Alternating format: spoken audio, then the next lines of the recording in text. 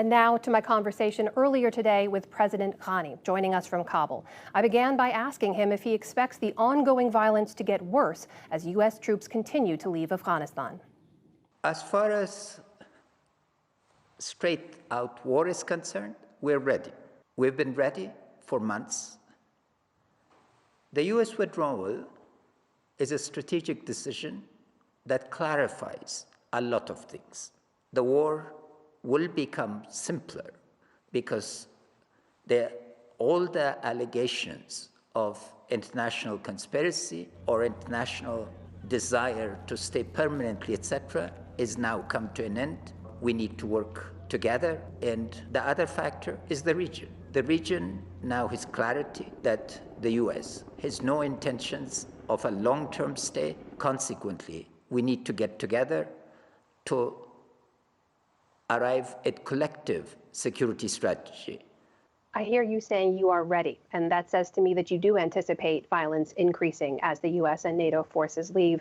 But already there is ongoing fighting in the majority of Afghanistan's provinces, right? Something like 28 out of the 34 total provinces. And the Taliban have been gaining and holding ground, essentially encircling urban centers there. When you say you are ready, if your forces have not yet been able to hold them off so far, what makes you think that would change moving forward? I think, first of all, your perception, I'd like to call your perception into question with enormous respect. The Taliban are not holding. The Taliban are carrying sporadic attacks. It's a destructive force, not holding of territory. Arghandab was the only district in Kandahar where they tried to hold, and now the people hate them with passion. We know negotiators from your government have been meeting with representatives from the Taliban as well in Doha just a few days ago. Was there any progress made in those talks? The key to political dialogue is that the Taliban accept that the future political system of Afghanistan is based on elections.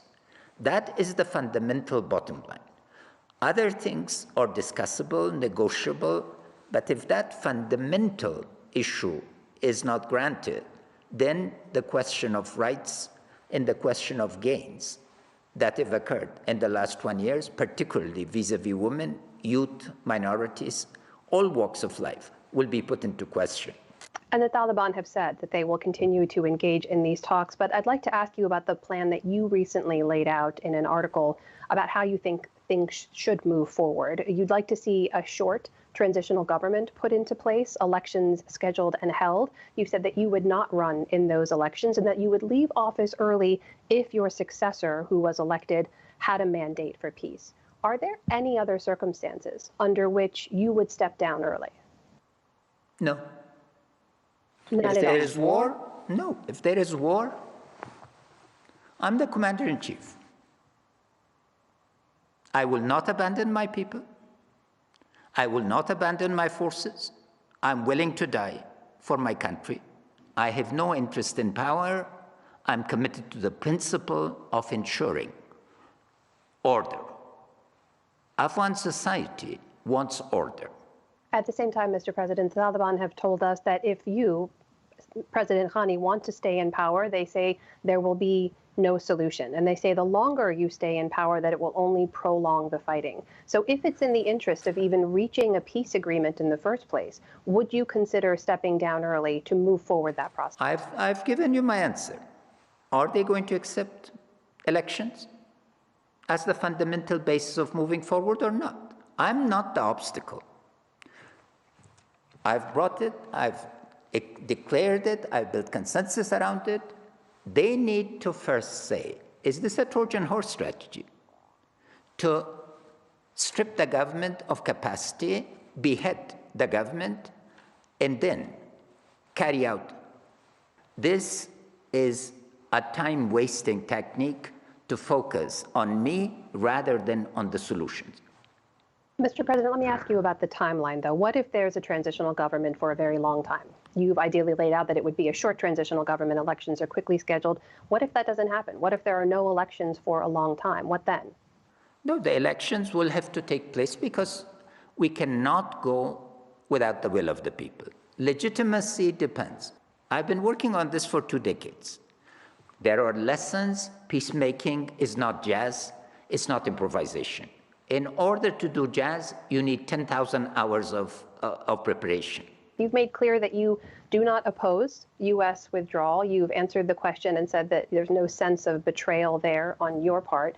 The question, you say, is where our common interests now lie. So the U.S. has made very clear what their interests were, right? It was to get Osama bin Laden. It was to make sure that Afghanistan does not provide safe haven for any threat to the United States. What about for Afghanistan? Where is the common interest between your country and the U.S. right now? The threat of terrorism is changed. It has not disappeared. We are all agreed on this. 2, the United States is committed to providing support. This is financial, in the security area, in the economic area, in the humanitarian area, because the United States, fortunately, shares the values of supporting the gains of the last 20 years, and our discussion is enormously productive. The same, fortunately, applies to NATO members and non-NATO members who've been our partners. But when you talk about that support, what specifically are we talking about? Humanitarian aid, as you mentioned, to rebuild infrastructure, and then also continuing military aid for Afghan forces? Yes, yes. And are you satisfied with the level of commitment you've gotten from the U.S.? Do you trust that there's an enduring partnership there? I trust them, yes. Let me ask you about the state of women, as you mentioned, because there are parts of the country in which the Taliban do hold rural parts of the country. And there are some places in which they've reinstituted something close to the brutal regime that they oversaw in the 90s, when women do not have the same rights they had before. I'm curious how you approach those areas. Do you plan on launching offensives to go in and help women secure those rights, or does Afghanistan's future mean your rights depend on where you live as a woman? The basic issue is citizenship. Our constitution is amendable, except in 2 areas. 1, the Islamic character of the state cannot be amended. 2nd, the rights of citizens can only be improved through amendment. So it's crucial that we remain focused on the values that holds the society and gives it hope. If Taliban want peace, then it has to be peace that respects the gains of the citizens of Afghanistan, and among them, first and foremost, women. If they do not want peace and want to gain power through violence and impose a dictatorial regime, then all the patriotic forces of Afghanistan would have to rally and make a decision, and that issue, unfortunately, would have to be decided on the field of battle.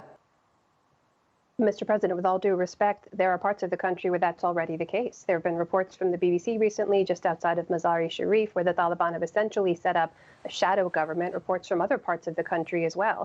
You say that you're ready to defend in the future, but what have you already done to defend that ground? We've lost more than 40,000 of our forces. It's an all-volunteer defense and security force. And the network of support that the Taliban enjoys needs to be discussed openly, transparently, and people who provide them support need to be called also on the table. You're referring to some of your regional neighbors, and Pakistan in particular, correct? It's just not the regional neighbors. There are international networks. The criminal networks, those who thrive on the drug trafficking, want this kind of disorder. The terrorist networks are not just from the region. We are 16 countries were providing recruits to Daesh that are right now, just their women and children, that we're trying to return. Mr. President, how worried are you about your own safety? I'm not worried. You're not worried. You have survived several assassination attempts. The Taliban have said that they see you as a puppet regime for the West. You're not worried about your safety? Sure. No. Look, I'm a believer. I've survived a lot. The talk of assassination and others is a disabling mechanism. This issue should not focus on me. I'm an instrument for the realization of my people's wishes and aspirations, and I need to take the risks. I cannot stop meeting with my people. I cannot stop focus. To the day, to the minute that I'm alive, I will be thinking creatively and in a focused manner to improve the lives of my people. Then history will make a judgment. President Ashraf Ghani of Afghanistan, thank you very much for your time. Thank you.